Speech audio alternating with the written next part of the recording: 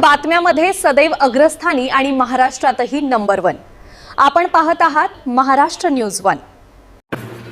जानोरी दरोडा कट प्रकरणात शेगाव ग्रामीण पोलिसांची धडक कारवाई। 12 बोर बंदूक, जिवंत काडतूस आणि कार जप्त। ग्राम जानोरी येथील दरोडा घालण्याच्या तयारीत असलेल्या आरोपींविरोधात शेगाव ग्रामीण पोलिसांनी तपासाची व्याप्ती वाढवत आणखी मोठी कारवाई केली असून आरोपींकडून 12 बोर बंदूक, 70 mm चे जिवंत काडतूस तसेच गुन्ह्यात वापरलेली महिंद्रा KUV 100 कार जप्त करण्यात आली आहे।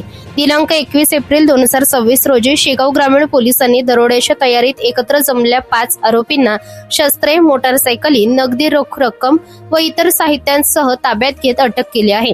या प्रकरणी अपक्रमांक 135/2026 अन्वये भारतीय न्याय संहिता कलम 310(4) उपकलम 5 अंतर्गत गुन्हा दाखल करण्यात आला आहे।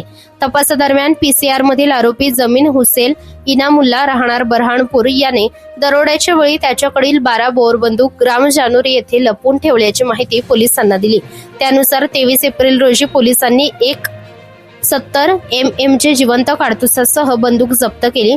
तसेच आरोपींनी बरहाणपूर येथून शेगाव येथे येण्यासाठी व बंदूक आणण्यासाठी कारचा वापर केल्याचे तपासात निष्पन्न झाल्यानंतर दिनांक 24 एप्रिल रोजी लाल रंगाची महिंद्रा KUV 100 कार क्रमांक MP68C4786 मिल्लतनगर शेगाव येथून आरोपी शरीफ अहमद शहीद अहमद राहणार बरहाणपूर याच्याकडून जप्त करण्यात आली।